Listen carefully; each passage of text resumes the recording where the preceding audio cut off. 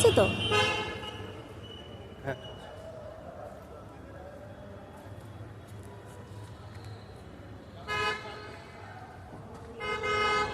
দেখছেন অনেকটা রাত হয়ে গেছে। আজ আমি আর প্রভু স্যার এসেছিলাম হাইকোর্টে। আমাদের যে বিরুদ্ধে ষড়যন্ত্র করা হচ্ছে সেই ষড়যন্ত্রর উত্তর আমরা কি করে দেব, সেই ষড়যন্ত্রের উত্তরটি খোঁজার জন্য সুন্দর করে আলোচনা করলাম আমাদের অ্যাডভোকেটের সাথে। এবার প্রভু স্যার আপনাদের সকলের উদ্দেশ্যে কিছু কথা বলতে চায়। প্রভু স্যার বলুন। হ্যাঁ, আজকের আমরা এসেছিলাম, আপনারা দেখতে পাচ্ছেন এই রাতের অন্ধকারের মধ্যেও আমরা এখনো বাড়ি যেতে পারিনি। কলকাতা হাইকোর্টে এখানে আছি, আপনারা সেটা দেখতে পাচ্ছেন। আমরা প্রায় স্যারের সঙ্গে 2 থেকে 3 ঘন্টা আমরা আলোচনা করলাম যে কীভাবে আমরা সুষ্ঠুভাবে ইন্টারভিউটা দিতে পারি। তার জন্য কিন্তু আলোচনা ভালো হয়েছে। প্রথম থেকে আমরা পর্ষদেও গিয়েছিলাম কালকে। পর্ষদে তো সেখান থেকে ল ডিপার্টমেন্ট থেকে আমাদের যেভাবে বলা হয়েছে কদিন ভোর কালকের আর আজকের আমরা খুব চেষ্টা করছি কীভাবে কী করা যায়।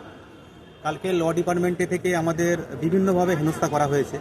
আমাদের সঙ্গে 1 ঘন্টা টাইম দিয়েছিল ঠিকই, কিন্তু এমন এমন তথ্য বলা হয়েছে যে আমরা ইন্টারভিউ থেকে হয়তো চলে আসতে হবে কিংবা ভেরিফিকেশন থেকে আমাদের বাদ দেওয়া হবে। সেই ভয়টা আমরা পেয়েছিলাম, সেই জন্য আজকের আমরা কলকাতা হাইকোর্টে চলে এসেছি। তা যখন চলে এলাম স্যারকে বললাম, স্যার আমাদের অবস্থা খুবই খারাপ, আমাদের হয়তো ইন্টারভিউ টেবিল থেকে হয়তো বাদ দিয়ে দেবে, আমাদের একটা কিছু করুন যাতে আমরা ইন্টারভিউটা সুস্থভাবে যেন আমরা দিতে পারি। তখন স্যার সব কিছু শুনলেন যে কী হয়েছে বলুন। তখন আমরা বিষয়টা ভালো করে তুলে ধরলাম। তখন বলছে ঠিক আছে, ওরা তো কেস করেছে, ওরা তো আজকের কেসটা রেখেছিল, ওরা তো আর মেনশানই করলো না, তাহলে ওরা নিশ্চয়ই ভয়ের মধ্যে আছে যে আমরা ক্যান ফাইল করে ঢুকেছি, মানে ওরা নিশ্চয়ই ভয় পেয়েছে, ওই জন্য ওরা কেসটা তোলেনি। ঠিক আছে, ওরা যেহেতু কেসটা করেছে ওদের তো মেনশন করতে হবে, আমরা তো আর মেনশন করতে পারবো না। ওরা যখন কেসটা তুললে আমরা দাঁড়াতে পারবো।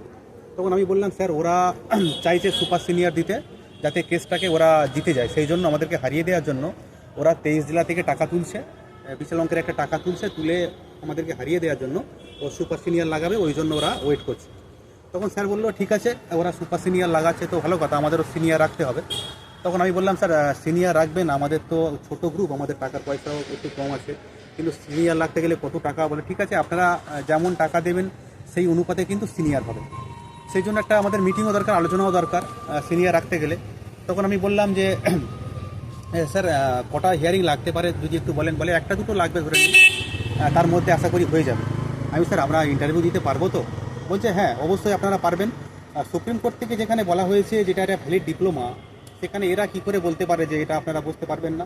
যেখানে আপনাদের অ্যাপ্লাই করতে বলা হচ্ছে সেখানে তারা ভেরিফিকেশনের পার্টটা পরে আসবে। আপনাদের যে ডকুমেন্টসগুলো চাওয়া হয়েছে, যে আগামী যে 22 রিক্রুটমেন্ট ছিল সেখানে, সেটা তো ভেরিফিকেশনটা পরের পার্ট। আপনারা ইন্টারভিউটা কেন দিতে পারবেন না? ইন্টারভিউতে অবশ্যই সুযোগ পাবেন, ভেরিফিকেশনের সময় সেটা দেখা যাবে, সেটার ব্যাপারটা আলাদা, কিন্তু ইন্টারভিউতে আপনারা সুযোগ পাবেন, সেটা আমরা দেখতে পারি, সেটা আমরা বলতে পারি। তাই ওই জন্য বলছি আপনারা অবশ্যই সিনিয়র আমাদের দিতেই হবে যদি আমরা কেসটা জিততে চাই, কিংবা আমাদের ইন্টারভিউ দিতে গেলে কেসটা কিন্তু জিততে হবে। তাই সিনিয়র দিতে হবে, আপনারা কিন্তু তৈরি থাকুন, ফাইট দিতে হবে, আমরা কিন্তু ছাড়বো না। কাল থেকে আজ পর্যন্ত আমরা ঠিক টাইম মতন খেতে ঘুমোতে পারছি না, মানে বাড়ি কতক্ষণ থাকি জানি না, বাইরে কলকাতা রাস্তায় পড়ে থাকি কদিন। কালকেও গিয়েছি সারাদিন, আজও কখন বাড়ি যাব ঠিক নেই, এখনও আছি। তা আমাদের জিততে হবে, এই মানসিকতা নিয়ে তৈরি হয়েছি যে আমরা জিতবো। আপনারা পাশে থাকুন, হেল্প করুন, টাকা দিন, কারণ সিনিয়র না লাগালে আমরা কিন্তু জিততে পারবো না, তার জন্য কিন্তু আপনারা তৈরি থাকুন। এটাই বলা ছিল। পায়েল ম্যাডাম কিছু বলবেন, এবার আপনি শুনুন। বলুন ম্যাডাম বলুন। হ্যাঁ, আমি যেটা বলতে চাইছি সেটা হলো গিয়ে আমরা নয়তো পরিশ্রম করছি, বিভিন্ন জায়গায় যাচ্ছি, দরকারি সেটা হলো অর্থবল। সেই অর্থবল যদি না থাকে তাহলে আমরা কারোর সাথে যুদ্ধ করে কোনো লড়াই কিন্তু জিততে পারবো না। সে আমাদের ফরে যতই ভালো জাজমেন্ট থাকুক, যাই থাকুক, প্রতিপক্ষ যখন একটা ভালো অ্যাডমিন প্যানেল নামাবে লড়াই করার জন্য, তখন আমাদেরও কিন্তু তাদেরকে ফাইট দেওয়ার জন্য উপযুক্ত পরিস্থিতি মতন উপযুক্ত পদমর্যাদাযুক্ত একজন ভালো কিন্তু সিনিয়রের প্রয়োজন। এবং কলকাতা হাইকোর্টে আজকের দিনে দাঁড়িয়ে একজন সিনিয়র লয়ারের একদিনের ফিস কত হয় সেটা কম বেশি আপনারা সকলে জানেন। তো সেইটুকুনি টাকাই এখনো পর্যন্ত উঠানোই আমাদের পক্ষে খুবই দুষ্কর হয়ে উঠছে। হিয়ারিংটা খুবই তাড়াতাড়ি উঠবে, আমাদের কাছে অর্থ প্রায় তেমন নেই বললেই চলে। আপনারা যদি এগিয়ে এসে আমাদের হাতটা শক্ত করেন তাহলে আমরা সকলের কাজ উদ্ধার করতে পারবো। আমরা অনেকটা সময় ধরে কিন্তু আজকে 23 সালের পর থেকে যখন আমাদের এনএস ডিগ্রিটা ইনভ্যালিড হলো সুপ্রিম কোর্ট থেকে, তারপর কিন্তু নিরবিচ্ছিন্নভাবে কিন্তু আমরা লড়াই করে আসছি। সরে আসো, গাড়ি ঢুকছে। আমরা নিরবিচ্ছিন্নভাবে কিন্তু লড়াই করে আসছি। এটা আমাদের পশ্চিমবঙ্গের ক্ষেত্রে দুর্ভাগ্য যে আমাদের ভারতবর্ষের অন্যান্য রাজ্যগুলোতে এনএসডিএলএডকে মান্যতা দেওয়া হলেও আমাদের পশ্চিমবঙ্গ সরকার এখনও আমাদের বিরুদ্ধে একটা নেতিবাচক মনোভাব পোষণ করে রয়েছে এবং বিভিন্নভাবে তাদেরকে প্রভাবিত করা হচ্ছে বলে মনে করছি। হয়তো এত সমস্যাটা হওয়ার কখনো কোনো কথাই ছিল না।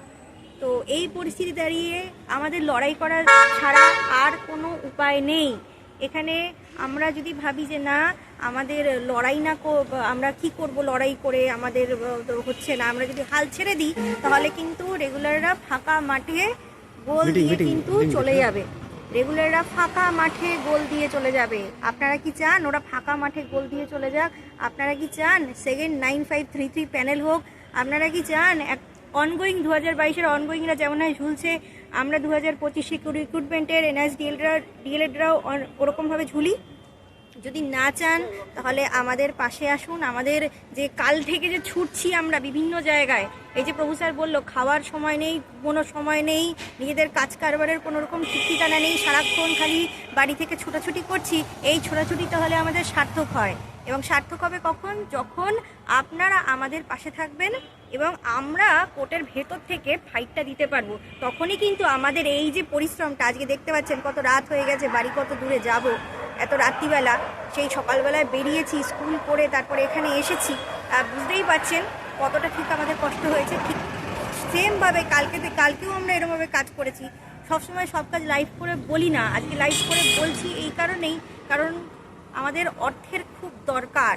ওদের মতন আমাদের অতটা ফান্ড নেই, আমাদের অর্থের খুব দরকার বলেই কিন্তু আজকে আমরা লাইভ করে বলছি। এবার আপনাদের হাতে সব কিছু রয়েছে, আপনারা যদি চান আমাদের পাশে এসে দাঁড়াবেন, আমরা ওখানে বুঝে নেব।